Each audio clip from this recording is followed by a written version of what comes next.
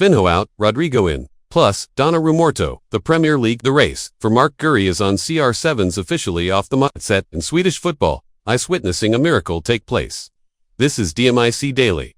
I take one day off reporting transfer news and the market goes research it. It all kicks off with the news that Tottenham have approached Manchester City for their winger Savinho, that a deal is in the works. This news came as a surprise. Savinho only arrived at the ED he had last season for 13 mil.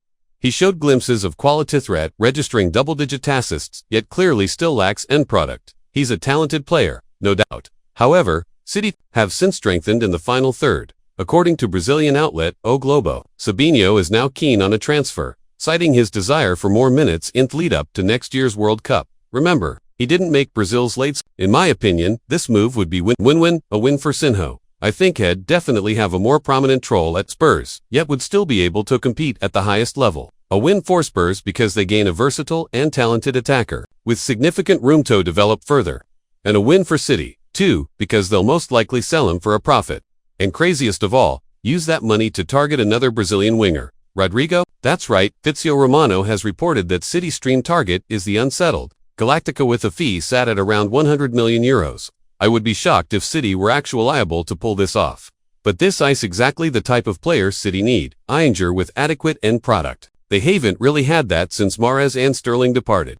Rodrygo would almost certainly be a hit. I've always felt with Rodrygo that he needs to be at a team where he can be the star, where that left wing can be his. City is the club, but I wouldn't be surprised if Liverpool entered the race, too, especially if they can't get that Iki deal over the line. Meanwhile, Donnarumma done with PSG, with just a year remaining on his contract and with no signs that he'll renew. The Parisian Giants have made the bold decision to sign another top goalkeeping prospect in Leo's Lucas Chillier. Now, you don't drop 40 mil on loans, regning goalkeeper of the season to come in as a backup. This was confirmation. Don on. He wasn't even included in PSG's latest Super Cup squad. Some reportings suggested he might see out the final year of his contract and then move on free. I doubt that though. PSG want him gone ASAP, with the Premier League the most likely destination. There are two clubs that could hypothetically sign him at this point in Manchester United and Chelsea. United are the obvious shout.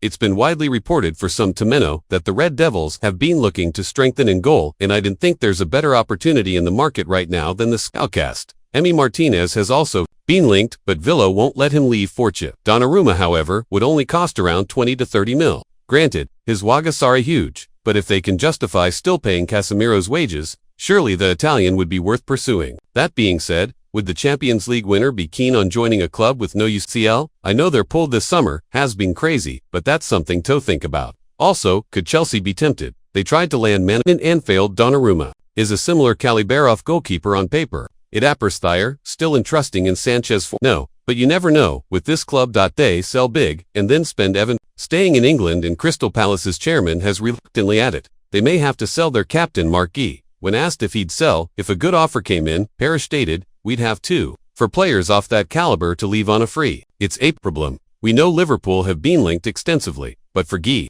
Benga starting centre-back in Merseyside isn't guaranteed immediately." Chelsea, however, just lost Cowell to an ankle injury and are on the lookout for a new left-sided centre-back. Remember, Gee's a Cobb lad. I would not be surprised if Chelsea entered the race. Whoever to sign him, best believe you're getting Goni of the best defenders in the Premier League. GI shocks everyone and signs a new deal at Palace. Now, as mentioned previously, the last 24 hours or so has been insane. Here's a quick recap of some of the biggest deals elsewhere. Jack Reich is headed to Everton on loan with a 50 mil option to buy. So Savinho, Grish, and James MCT are heading for exits. He's on his way to forced for over 20 mil. PSG have signed Anna Thurgem in Ilya Zabani for €67 million. Newcastle have signed Malio from AC. The Geordies will be ecstatic. Tohave's seen that one get over the line. Giacomo Raspadori joins Atletico Madrid for 26 mil. Kingsley Coman's on his way to Al Nassr for 30 mil, and Sunderland poach Omar Alderete for 10 mil. Meanwhile, CR7 is officially off. The Marcotte, having proposed to his long-demeagre friend Georgina Rodriguez, I've been together since 2016 now, with Georgina taking to social media to announce the engagement, saying, "Yes, Edo in this and in all my lives, couldn't imagine how much that ring cost." And last, but certainly not least, we get to talk about the rise of Swedish club Moli, because they are on the verge of doing something truly spectacular. Despite being located in a rural fishing village with a population of less than 1,000 people, this resilient club has gone from battling bankruptcy and feathered tier of Swedish football in 2016 to today. Top of the Allsvenskan by 4 points with 11 games to play. Everything about this club is fascinating.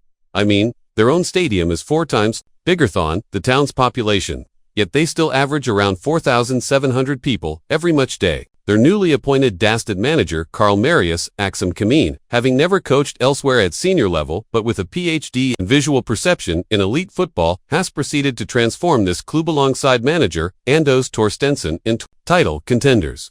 These guys could actually be in the Champions League next season. What an incredible story this is shaping up to be. Anyways guys, thanks for watching today's